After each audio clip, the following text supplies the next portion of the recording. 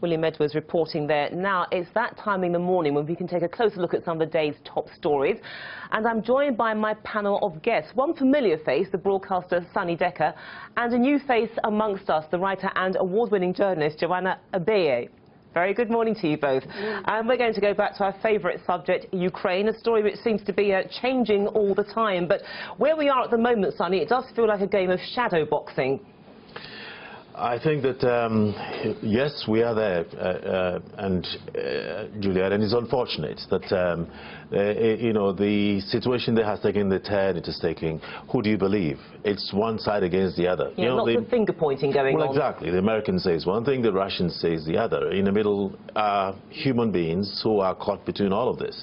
My hope is that somehow they're able to tread through these difficulties. The meeting they had last time just before Easter in Geneva still stands, and my hope is that they find a way to go back to it, and each side respect the accords that came out of that meeting, so that peace prevails. You know, and we move forward on this, because the other option is building up to a war. Yeah, too grim to think about, certainly. You know, if that is going to happen, then lives are going to be lost. And, you know, all of us will live to regret that. Sure. I mean, let's bring in Joanna at this point, because, I mean, look, Sunny has said, look, we hope that they will be able to go back to Geneva. But is that really possible, given that, certainly from the perspective of the Americans, some of the terms of Geneva appear to have been broken already? Absolutely. And there's been more deaths, the deaths of those 5. So I'm kind of in the same position as Sunny here. It's getting increasingly more worrying about the state of affairs and how it's actually going to pan out. You're right. How likely it is that we're actually going to get any real peaceful resolution on this is kind of looking slimmer and slimmer the more we kind of get these reports, because you're quite right, there is a lot of finger pointing by both sides. And given that, can diplomacy work? I mean, this is really for either of you to answer, really, given that, you know, you have got this game of finger-pointing that's going on, some very strong language coming out from John Kerry and indeed his Russian counterpart, Sergei Lavrov. So if you have to have some kind of diplomacy, then perhaps a neutral player has to initiate it to bring the sides together. And who could that be? I have no idea who this neutral player could be. But, you see, they have the benefit of history, and that has shaped the region, whichever way you look at it. Then, being the cynic, people have very short memories. Well, and this is it. So we need to go back to that time, you know, and then seek a way to the future. Because, you know, any player would quickly take sides. If it's Europe, obviously you're going to have a situation where... But that's why I stressed the word neutral. I mean, for example, when this point was raised before, I think it was Cameron Duodo who said that maybe it was now time for the United Nations to get involved, which takes it, I suppose, to another level. But again, the difficulty there, Russia are a member of the UN, so you may have an option which goes to the Security Council. It has the power of veto because it's a member of the Security Council, so it could exercise that. There may well be other UN proposals put through which Russia could simply ignore. It doesn't seem like there's much cooperation happening at the moment, and even I feel quite cynical, I guess, even in the suggestion that we could have a neutral person that comes that comes in and does something. No one's listening to anyone at the moment. There isn't much sort of promise that there will be, even if a neutral party came in, that Russia would cooperate or there would be any support from that side. So I think I'm with you. I don't know what would be that who would be that neutral person. The United Nations hasn't proved over the years to be a neutral player. The superpowers, so-called superpowers, influence in the United Nations and drive it in whichever direction their interest takes them. So that's an issue in itself in the first place. But I suppose the argument there, though, is that this is in everybody's interest to get a peaceful resolution. There's too much at stake, so that could be the sobering element. Well, so I think what you do at the end of the day is to listen to the voice of the people. That's it, because at the end of the day, what all this is about is the people. Yeah. And well, so the people in East and West Ukraine. Exactly. So if the choice of the people is to go Russia, they go Russia. If the choice of the people is to remain in Ukraine and go West. But wasn't that built into Geneva, that there would be some form of referendum? Well, a form of referendum, some form of change for the East, and basically the Americans, they're simply saying, look, abide by the terms of Geneva, and these things can happen. You can shape your destiny. Well, sorry, you were Yeah, so Joanna. No, it's that phrase, you know, the US are running the show. I think there is a power struggle here of, and I don't want to use the word ego as if I'm, you know, throwing it around loosely, but I think you're right that there is this element of, you know, we'll do this the way we want to do this. We won't have a set of terms that determine how we're going to run things here. You don't run the show. But both sides did agree the terms. That was the whole point. Both the Russians and the Americans came up with this agreement at Geneva, and indeed the EU as well.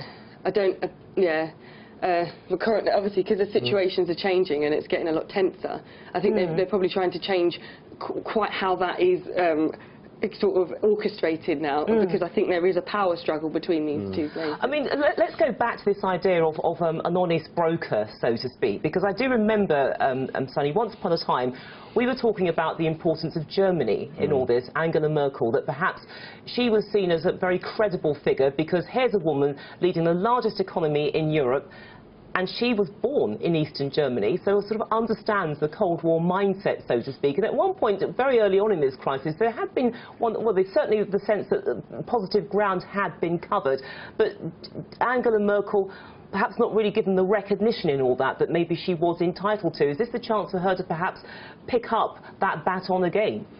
You know what, if Angela Merkel wants to do something, she can do. She doesn't need the rest of Europe or the United States to say when to go. By the way, she's in constant discussion, talk with Putin when necessary. Putin is on a daily conversation with, I said Putin, Lavrov is on a daily conversation with Mr. Kerry. So really, if Angela Merkel wants to move in on this, she'll move in on this. But you see, the thing is that Europe's concern here is also trade, really. At the end of the day, it's their business that matters, nothing else. And this is the issue here. That's the reason why it's very difficult to find that middle ground, that middle player. Now, you know, quick reference to Geneva. They said that the first thing you do is all hostilities should be stopped. Anything that is going to provoke or is provoking that should be stopped from this moment in point. Now, Russia is saying that, well, hang on a minute, the very issues in Kiev are still continuing. In other words, that government which they don't recognise. Not even the government. The fact that, you know, the right sector is still occupying places, the right sector is still involved, you know, all those other players. But then why is it intimidating if you've actually got people in Independence Square? They're not armed. There is a shrine which is built up to those who were killed early on in the struggle. They're not keeping people out. They're not brandishing weapons. They're not working hand in glove with obscure security figures. No, but their actions are affecting the eastern and southern parts of Ukraine. But in what way? That's what I'm trying to get at, because they're not actually waving weapons, or they're not saying anything which appears to suggest, look, we're going to cross the border and we're going to occupy those areas that you have taken over. I mean, let's hear Joanne's point on this.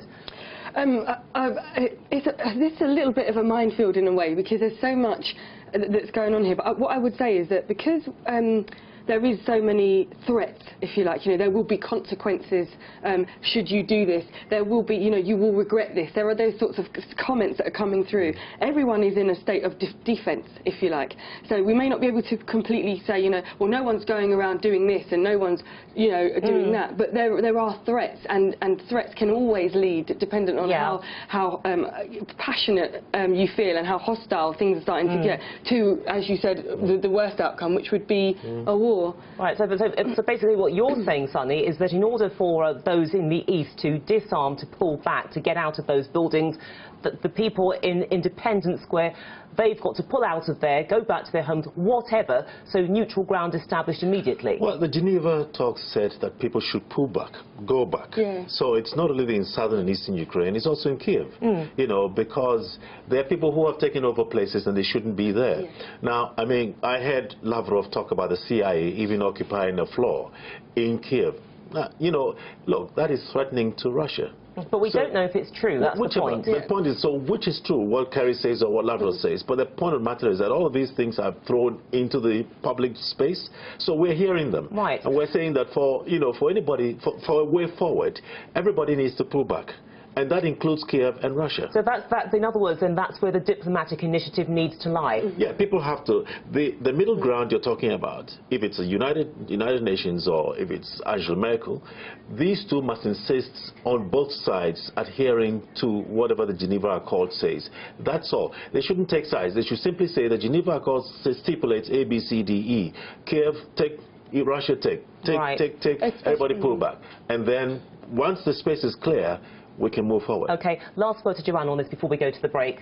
I was just going to say, no, I agree, because as you clearly pointed out, this was an agreed thing by both parties in the first instance. So I think you're right, we need to ease the tension, come back, because a lot of things I think are being done now in retaliation, in response, through passions, because the tensions are getting higher, and not actually responsibly and actually thinking about the benefit of those people involved. And then I do think, yeah, diplomacy, where we can actually listen to what it is the people that want there and are trying to get across, and then go almost back to the drawing board in a way. Okay, then we'll break off from this discussion. There'll be more talk to come, but in the meantime, thank you so much.